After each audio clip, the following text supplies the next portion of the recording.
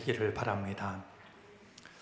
말씀을 나누면서 때를 따라 절기를 살피고는 하는데요. 바쁘게 살아가는 우리들이 발걸음을 멈추고 우리 시간이 어떻게 흘러가는지 또 내가 어디쯤 와 있는지를 생각해 보고 싶기 때문입니다. 교회력으로는 오늘이 사순절 네 번째 주일입니다. 십자가와 나와의 거리는 얼마쯤 되는 걸까? 십자가를 쥐고 있는 내 손이 혹시 느슨해진 것은 아닐까 하는 것을 돌아보는 시간들입니다. 교회력과 함께 또 한 가지 살피게 되는 것이 24절기입니다. 24절기는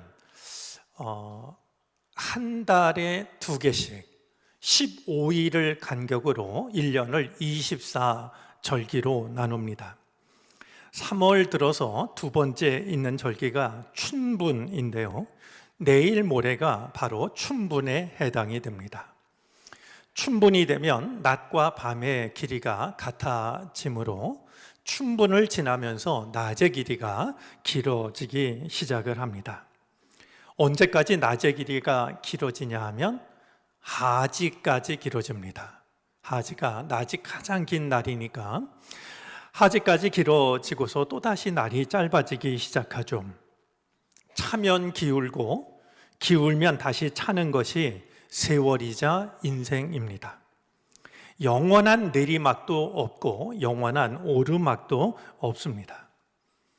춘분을 맞으면서 구하고 싶은 은총이 있습니다. 우리 안에 빛과 어두움이, 밝음과 어두움이 조화를 이루었으면 좋겠습니다. 충분히 그러하듯이 우리 마음속에도 밝음의 기운과 어둠의 기운이 조화를 이루어서 밝음에 감사하고 또 어둠을 우리가 품고 기도할 수 있는 그런 우리들의 삶이 되어지기를 바랍니다. 사무엘하 말씀을 읽으면서 어떤 본문으로 말씀을 나눌지 정하는 일이 생각보다 쉽지 않았습니다. 법궤가 모셔져 있는 곳이 자신이 사는 궁보다 너무 초라하다는 사실이 마음에 걸린 다윗이 하나님의 성전을 짓겠다고 밝히는 그 본문으로 말씀을 나눠야지 생각을 했고 말씀의 준비를 거반 마쳤습니다. 하나님을 위하는 길이라고 생각한 다윗은 물론이고 그 말을 들은 나단 선지자조차도 그 일을 당연하게 여겼지만 하나님은 거절하십니다. 라틴 격언 중에 지옥으로 가는 모든 길이 선한 동기로 포장되어 있다라는 말이 있습니다. 참 많은 것을 생각하게 하는 말인데요. 지옥으로 가는 모든 길이 다 선한 동기로, 선한 의도로 포장이 되어 있다라고 한 격언은 이야기를 들려줍니다. 이제 하나님의 성전을 짓겠다라고 하는 다윗의 계획을 하나님이 거절하신 이유는 무엇일까요? 우리가 아무리 선한 의도를 갖는다고 해도 하나님은 결코 우리의 의도 안에 갇히시는 분이 아니라고 하는 겁니다. 우리 인간이 받고 있는 정말 떨칠 수 없는 유혹 중에 하나는요, 내가 선한 동기로 포장하면 하나님을 조정할 수 있을 거라고 생각하는 유혹입니다. 그래도 하나님은 다윗의 그 마음을 받아주십니다. 하나님의 집을 짓겠다라고 하는 다윗의 계획은 받지 않으셨지만 그런 다윗을 위해서 내가 너의 집을 지어주겠다 말씀하십니다. 하나님을 향한 그 마음을 받으시고 다윗의 의도 속에 갇히시지는 않지만 다윗을 축복하셔서 내가 너의 집을 지어주겠다. 다윗을 축복하고 계십니다. 그런 내용의 말씀을 준비하다가 마음 한쪽에 맴돌던, 내내 마음 한쪽에 맴돌던 말씀을 나누기로 했습니다.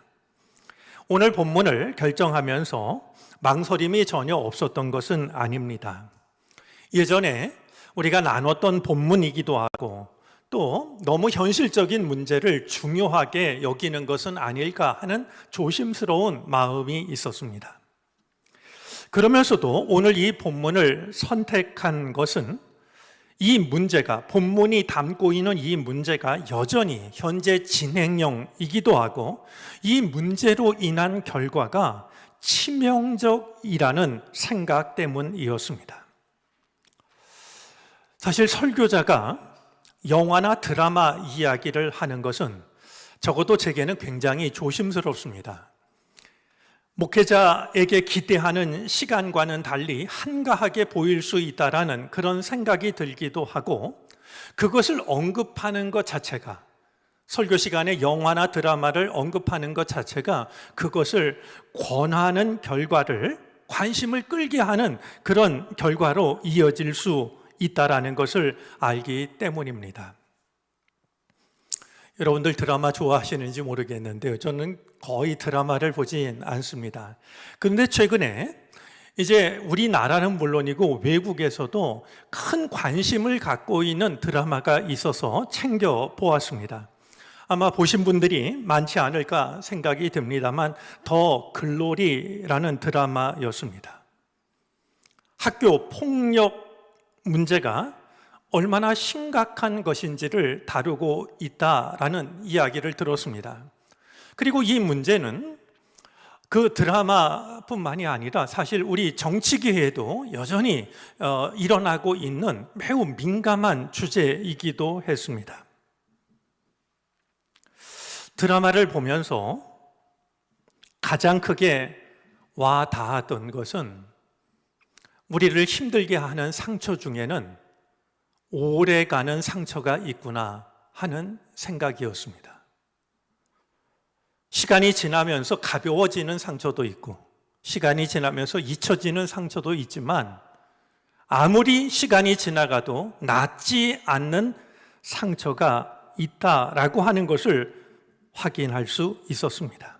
그 어떤 약도 소용이 없는 그런 상처가 우리들의 삶 속에는 일어나곤 합니다.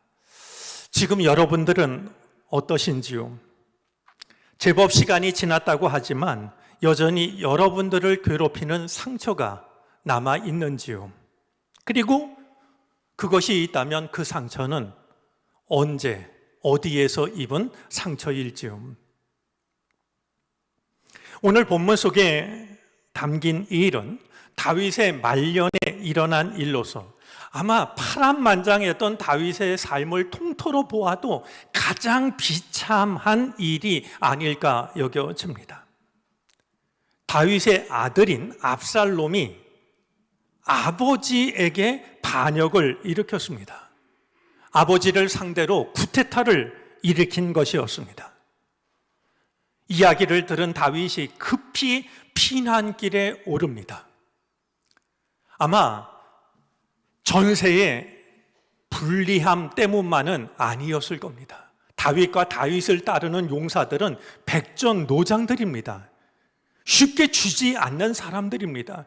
그럼에도 불구하고 다윗이 이야기를 듣자마자 피난길에 올랐던 것은 아들하고 싸우는 것을 피하려는 아비의 심정이었을 겁니다. 아들이 아버지에게 쿠데타를 일으킨 것도 비참하지만 그런 아들하고 맞서 싸우는 일은 훨씬 더 비참한 일이라고 생각을 했겠죠. 얼마나 마음이 괴로웠던지 다윗은 머리를 가린 채 맨발로 울면서 갑니다. 참 눈에 선하지 않습니까? 얼마나 괴로운지 자기 머리를 가리고 맨발로 울면서 그 길을 가고 있으니 말이죠. 다윗을 따르는 부하들도 백성들도 모두 다윗과 마찬가지였습니다. 그때 다윗 일행에게 나타나서 다윗을 저주한 사람이 있었습니다. 시므이였는데요. 이 시므이는 사울 집안에 속한 사람이었습니다. 사실 시므이 입장에서는 다윗이 그 꼴을 당한 것이 고소했을지도 모르겠습니다. 그는 다윗을 따라오면서 계속해서 악담과 저주를 퍼붓습니다. 사실 모든 악담과 저주가 다 우리를 힘들게 하지만, 마음에 상처를 주지만, 내가 약해졌을 때, 내가 초라해졌을 때, 내가 그렇지 않다면 그런 말을 할 수 없는 누군가가 나를 저주하고 나에게 험담을 한다라고 하면 그것은 더 큰 상처가 되기 마련입니다. 시므이는 악담과 저주만 퍼부었던 것이 아닙니다. 닥치는 대로 돌멩이를 집어 던지면서 악담과 저주를 퍼붓습니다. 돌멩이가 보이지 않을 때는 흙을 집어 흙먼지를 일으키면서 계속 다윗을 따라가며 저주와 악담을 퍼부었으니 다윗의 심정이 얼마나 괴로웠을까 짐작이 됩니다. 이런 시므이는 운이 좋은 사람처럼 보입니다. 시므이가 하는 모습을 보고서 참을 수가 없었던 다윗의 장수 아비새가 저 죽은 개와 같은 자가 임금님에게 이런 말을 하다니 이건 있을 수 없는 일입니다. 제가 당장 가서 저놈의 목을 베겠습니다. 다윗이 고개 한번 끄덕이면 시므이의 목은 달아날 수밖에 없는 상황이었습니다. 하지만 다윗은 그런 아비새를 말립니다. 만약에 저가 저주하는 것이 하나님이 시켜서 하는 거라면 누가 막을 수가 있겠느냐? 내가 낳은 자식도 아비의 목숨을 노리는데 저 사람이야 오죽하겠는가? 다윗으로서는 할 말이 없었습니다. 피난을 갔던 다윗이 돌아올 때도 마찬가지였습니다. 아버지께 반역을 했던 압살롬은 어처구니 없는 죽음을 맞이합니다. 그의 자랑거리가 죽음의 이유가 되었습니다. 압살롬의 자랑거리 중에는 아주 무성한 머리카락이 있었는데요, 다윗의 부하들과 맞섰던 이 압살롬이 노새를 타고 도망을 가다가 상수리 나무 아래를 지나가게 되었는데 그 자랑했던 머리카락이 상수리 나무 가지에 걸리고 맙니다. 엉기고 맙니다. 노새는 지나갔고 압살롬은 상수리 나무에 대롱대롱 매달려 있었죠. 이 사실을 알게 된 요압이 상수리 나무에 머리카락이 걸린 채 매달려 있는 이 압살롬에게 창을 던져서 심장을 꿰뚫어 죽이고 맙니다. 다윗이 압살롬의 죽음으로 인해서 다시 궁으로 돌아오게 됩니다. 시므이로서는 이 얼마나 기가 막힌 상황일까요? 이제 다윗의 시대는 다 끝났다라고 생각해서, 아니 피난을 가는 왕에게 말이죠, 온갖 저주와 악담을 퍼붓고 돌멩이를 집어던지고 정말 살아남지 못할 짓을 했는데, 끝난 줄 알았던 다윗이 다시 궁으로 돌아오고 있으니 압살롬으로서는 정말 이제 내가 꼼짝없이 죽었구나, 살 길이 없다고 여겼을 겁니다. 시므이는 다윗 앞에 가서 꿇어 엎드려서 용서를 구합니다. 그런 시므이를 보고서 다시 한번 아비새가 이자는 죽여 마땅하다라고 다윗 왕에게 이야기를 합니다. 그런데 다윗은 오늘 하나님께서 나를 구원하신 이날에 내가 사람을 죽일 수 있겠느냐라고 하면서 이번에도 시므이를 살려줍니다. 거듭해서 목숨을 건졌으니 시므이로서는 얼마나 다행스러운 일이었을까요? 정말 누가 이 이야기를 들으면 정말 운이 좋은 사람이다 이렇게 생각을 했을지도 모릅니다. 하지만 정말 그런 것은 아닙니다. 다음 주에 우리가 만나게 될 열왕기상 2장 말씀에는 죽을 때가 된 다윗이 아들 솔로몬에게 유언을 남기는 내용이 담겨 있습니다. 마지막 유언을 하면서 몇 가지를 이야기하던 다윗이 시므이 이야기를 꺼냅니다. 그는 솔로몬에게 이렇게 말합니다. 나는 그를 죽이지 않았지만 너는 그를 무죄한 자로 여기지 말라. 정말 읽으면 가슴이 서늘해지는 대목입니다. 여러분, 다윗이 왕으로서 얼마나 많은 일들을 했겠습니까? 그런데도 다윗의 마음속에는 시므이가 잊혀지지 않았던 겁니다. 그때는 그를 살려주었고 그때는 그를 죽이지 않았지만, 그러면서 많은 시간이 지나갔고 많은 일들이 있었지만 시므이는 다윗에게 큰 상처로 남아 있었던 것이었습니다. 아무리 그동안 상황이 좋아졌다 할지라도, 또 시간이 얼마가 흘렀다 할지라도 시므이를 통해서 입었던 상처는 마지막 눈을 감기 전까지 다윗의 마음속에 남아 있었던 겁니다. 결국 이 시므이는 솔로몬에 의해서 죽고 맙니다. 이야기를 들은 솔로몬이 당장 시므이를 끌어다가 죽인 게 아닙니다.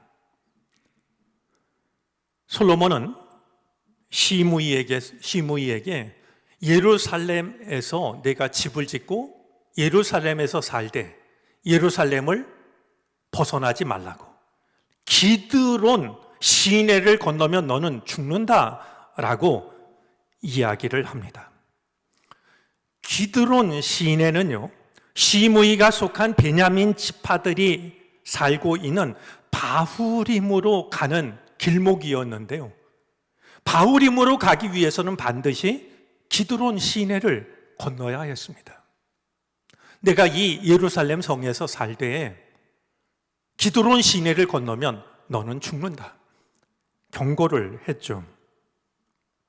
내가 만약에 나의 이 경고를 어긴다라고 하면 내 피가 내 머리로 돌아갈 것이다.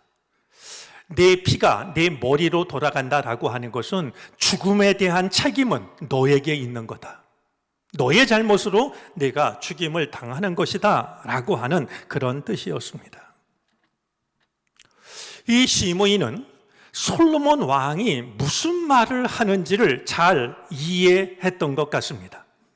열왕기상 2장 38절 말씀에 보면 날이 오래도록 예루살렘에 머무니라 라고 말합니다.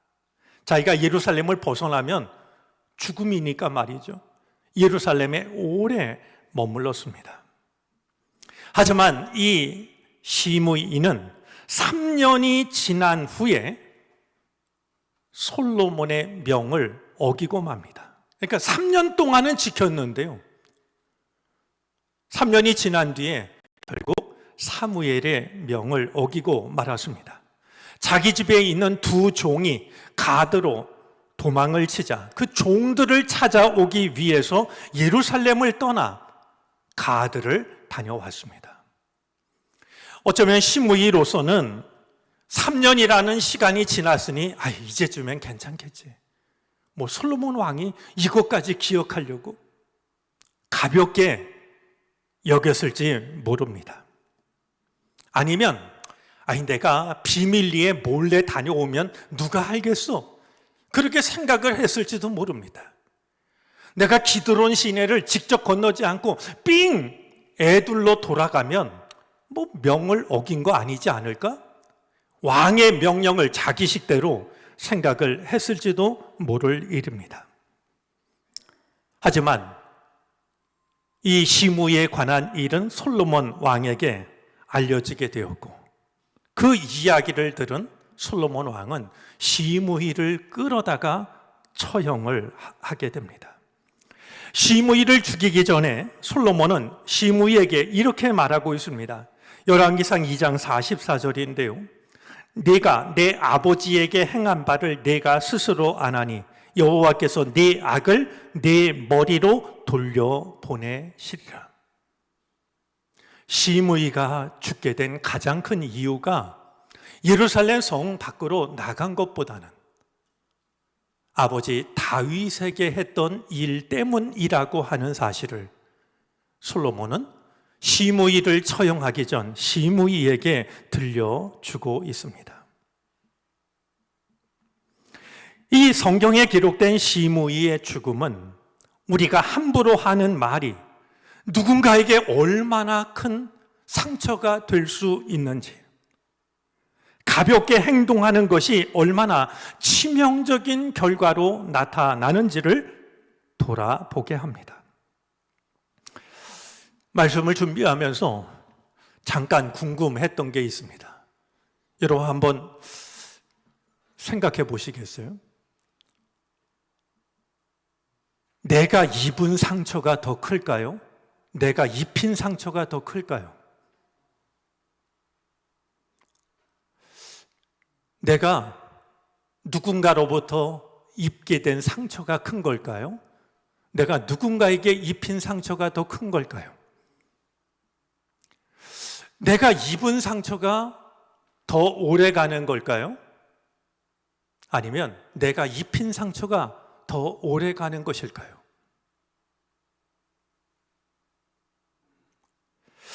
대부분의 경우 사람들은 내가 입은 상처만 기억합니다.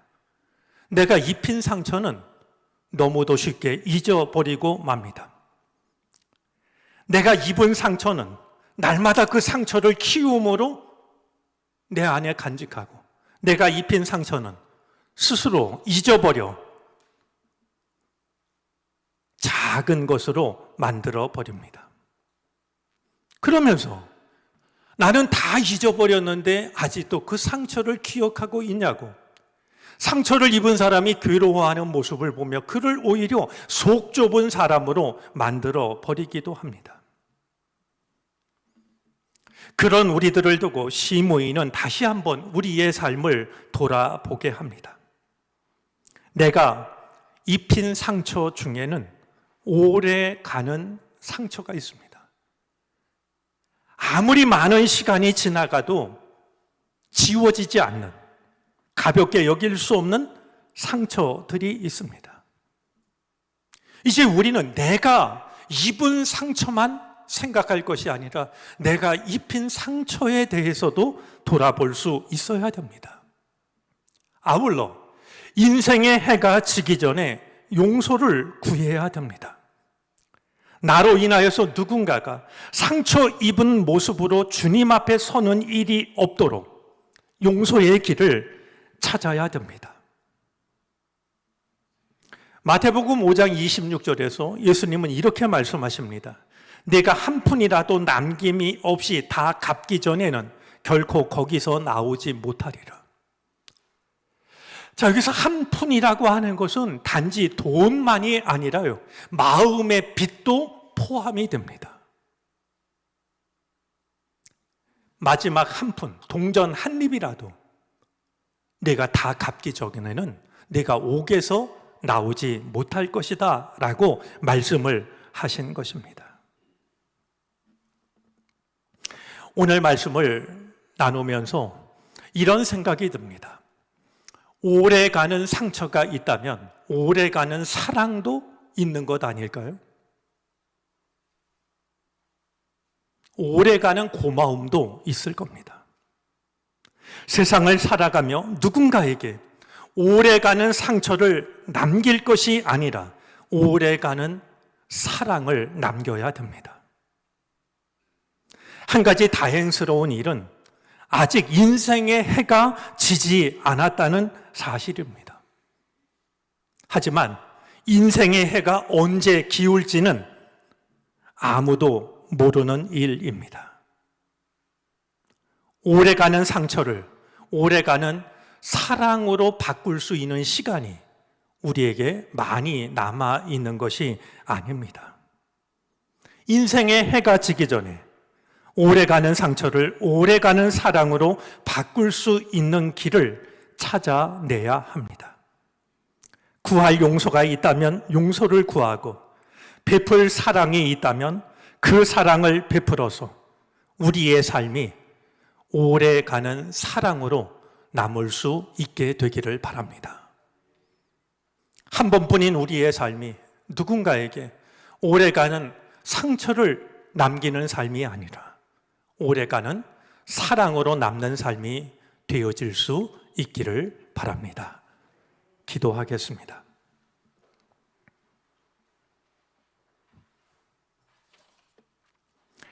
우리의 어리석음을 불쌍히 여겨 주옵소서. 내가 입은 상처는 크게 여겼고 내가 입힌 상처는 가볍게 여겼습니다. 오래가는 상처 앞에서 우리가 해야 할 일을 알게 하시고 미루지 않게 해 주옵소서. 인생의 해가 지기 전 오래가는 상처를 오래가는 사랑으로 바꿀 수 있게 해 주옵소서. 십자가에서 오래가는 상처를 베풀어 주신 예수 그리스도의 이름으로 기도를 드립니다.